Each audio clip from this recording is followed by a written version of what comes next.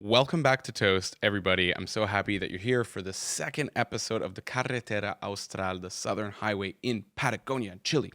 Needless to say, every single time that I'm hitchhiking during this story, every single car ride that I'm in is just a mind blowing experience because every single corner is snow capped peaks that I hadn't seen before or ones that I had from different angles. Absolutely incredible place. So where I really left off is landing in Coyhaique and being hosted by this amazing family. They showed me around. They fed me food. It was just like so much more hospitality than I could ever like ask or imagine. And they didn't want to take anything from me like I was offering. And it was just there's a kindest family. So Marcela, if you're watching this, like, I appreciate you and your family so much. To continue, I ended up leaving Coyhaique and obviously early in the morning, try to get some hitchhike, try to go to whichever place I can get to. And essentially, what ended up happening is that it was like one of the best days of my entire trip and of hitchhiking history in my life. It was just so cool because, first of all, I left Coyhaique and within, again, like 10 minutes, I get picked up and it was by that guy who was driving working for Coke. And he was actually like a dude who brought Coca-Cola products to different parts of Patagonia that didn't have them. He would either restock them or offer them like Coca-Cola contracts. Yes, that's how far Coca-Cola is going. They actually have people like just driving around to towns of like 1,000 population to just say like, would you like Coca-Cola in your life? Just a really, really interesting job and really cool guy because obviously he stopped for me and then it was just like a cool, connection to just see him again. And he drove me like pretty far and, I was kind of in and out of the car a lot that time. But at some point, I ended up getting to this place called the Cerro Castillo or like Castle Mountain, basically, and it just looks amazing. And I wasn't sure if I wanted to stop there and go like hiking and actually like use my tent and use like all of this stuff. And I kind of bought butane and all of the gas and everything that I needed. But really, I was like having a great time hitchhiking, and it was going so well that I decided not to give up. And what ended up happening is I got to this place close to Cerro Castillo that had these like roadblocks in effect, and essentially these roadblocks just like they kind of stop cars for like one lane for a while and then they like let it go, but they take like 10 minutes before they go because they're really far and it just becomes a one lane highway for that moment. And so I was basically at the start of this roadblock, unsure, like what was like going on, like am I going to get picked up or not? And people and like one guy ended up being like, "Good luck, man. I don't have space for you." Like he had a car full of like 7 people, and he just said, "Good luck," and he gives me a hit off a joint, and so I was having a good time. And later on, like at that same roadblock, I wasn't having too much luck, but that roadblock was closing at 1 and it was like 12:30. And I was like, oh man, I really don't want to get stuck here. But then I would have just hiked and it would have been fine.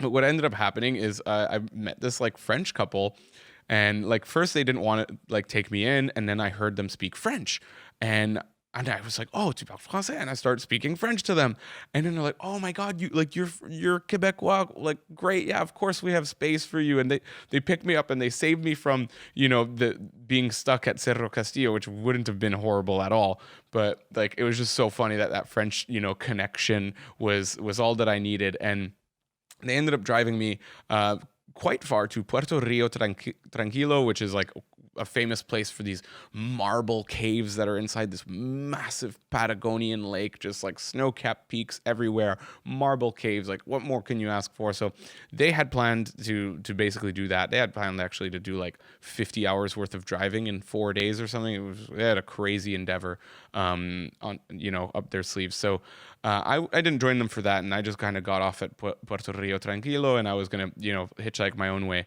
And I was really unlucky for the entirety of the time that I was there, up until when I was giving up and I was gonna go to a gas station to see if there was a bus, today or tomorrow, or like if they knew of any camping spots that were affordable. Because as you're getting further and further from society in Chile, of course things get more and more expensive. That's just how it works, right? And essentially, I ended up like at that place, I saw people getting in the car at like they just gassed up. So I'm like, okay, well they're probably driving pretty far. So I asked them, I'm like, hey, where are you going? They're like, oh, we're going to see this glacier over there. And then I'm like, oh, okay, cool. And then like, what are you doing after? Well, after like we were gonna go to this other town called Cochrane, and that's like where we're gonna spend the night. I'm like, okay, well, I'm actually trying to hitchhike to Cochrane, which by the way, if you guys are Canadian, Cochrane or Cochrane, Alberta is the exact same spelling of the name. So pretty interesting coincidence there. Anyways, so I decided, well, fuck it. Why wouldn't I want to see a glacier if you guys are also going to where I want to go? And so I hop in the car with these two Chilean ladies from Santiago, or actually from the north.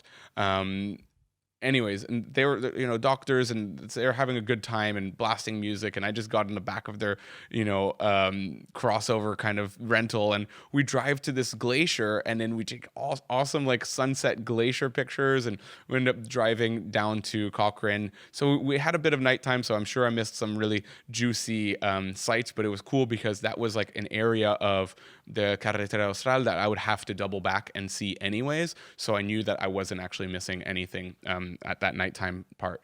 So it's beautiful, like, go, I kind of like hitch with them. And then like, while we're driving, it's like, okay, well, we're going to get a cheaper place if we all, pool our money together. So I end up like, we got a little cabin in the woods in Cochrane, and it was really cool. And what ended up happening, we were like buying bottles of wine and just having a great time. And like they just said, like, well, hey, we're obviously doing the entirety of the Carretera Austral. Like, if you want, you could join us. And like, obviously I'm gonna have to like sleep wherever they sleep, so maybe a little bit more expensive, a little bit higher class type of location, because we're talking about two doctors over here versus like one homeless guy just like traveling around with his thumb. So it was pretty interesting, but we had this beautiful cabin in Cochrane, and they just had bottles and bottles of wine, so I couldn't say no. And we set out, like in the morning, we enjoyed a bit of Cochrane. We did some of the groceries and things that we would need, and then we were going down to like Caleta Tortel. But on the way, like I kind of, I know that like brown signs mean tourist attractions, and I said, hey, look, there's a brown sign over there, like Lago Esmeralda or whatever. And so they didn't know, like, okay, well, let's check it out. As long as it's not too far. It ends up being a mirror lake in Patagonia. It's just like massive snow-capped peaks everywhere. There was no wind. It was amazing. Just like perfect mirror, almost perfect mirror. It wasn't perfect mirror, but almost perfect mirror of just like mountain ranges. And like we just enjoyed the drives, and we stopped like as much as we wanted to eat and get food. And I was definitely going over budget, but I was also living like way larger than I had been previously. So it was all around like good times, and I could never have asked for better, hitchhikees, I guess, because if I'm a hitchhiker, than them, because I ended up being with them for like 3 days. It was amazing. And we went down to Caleta Tortel, which is just like one of the last towns. Actually, it is the last town on that southern highway. And I was like showing them their own culture, like Nalka. They didn't know what rhubarb was, so I was cutting the rhubarb and showing them and making them try it, and they liked it. It was really interesting experience to kind of show like Chileans, like Chilean things, I guess, that I'd never known about prior to that. But yeah, Caleta Tortel, it was like this place, it was like announcing bad weather. So I ended up waking up at 5 in the morning to just try and catch this like sunrise hike before it was supposed to rain. And I ended up hiking up there in the rain instead, and not really getting a nice view, and going back to the place after. And just like getting the girls, and then they wanted to obviously go. That was the hike that they wanted to do. So I went down and I ate like a second breakfast, and I went back up to the hike with them. And it was just like, it was a pretty cool, interesting experience to just like do that same hike twice in a day. And then actually when we went with them, it was so much nicer. Like the rain that they had announced was in the morning when I went. And so it was just like hot, and it was just nice to be in Patagonia, being able to take your shirt off. Well, not shirt off, but like down to your t-shirt, which is rare in that, type of climate. Very windy, very, very windy. Anyways, we went from like Caleta Tortel, which is, and Caleta Tortel is kind of known as like the Chilean Hallstatt. If you guys know Hallstatt in Austria, very picturesque lake town built kind of on these like, almost like Venice, like just built on the water. And so it is really like that. And it was beautiful. And it was just like such an honor to be able to do all of that like journey with one person, to experience like all of that with like one or two people, sorry, two other people, but like one group, instead of just that typical hitchhiking that I was doing. And I didn't need to think about it. All the stress was gone. I was just like, I'll go wherever you go. And at some point, when we left Caleta Tortel, we were going to this place called Chile Chico. And that's where we double back where I was talking about earlier, Cochrane. And just like we go across this like that lake that I was telling you with the marble caves at Puerto Rio Tranquilo. Oh my God, had to drive around that lake, and it was incredible because you see so much more like perspective once you're finally getting around it, and you have this big body of water instead of mountains to block your view. So you see so much further, and it's incredible place. Anyways, we got to Chile Chico at some point. We found like a beautiful spot with like an old lady. I got my own private room. They got their private room. Old lady with amazing breakfast, and we kind of parted ways in the morning where they were gonna drive back to an airport, and I was actually gonna continue hitchhiking in Argentina. Just needed to cross the border, but that's a story for another day.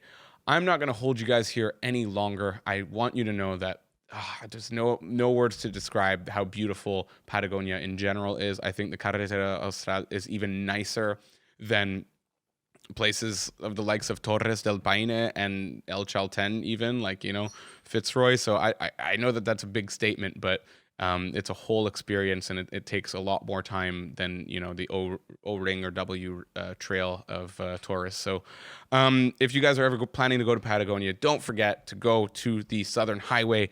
And thank you for listening. Hit that like, share, subscribe, send it to your grandmother, your cousins, your parents, your brothers, sisters, girlfriend, boyfriend, and let me know if you guys want any other stories about any other specific regions. I think I'm going to go to Asia next because I've been doing a lot of Europe and now South America. Why not jump to another continent? See you next week on Toast.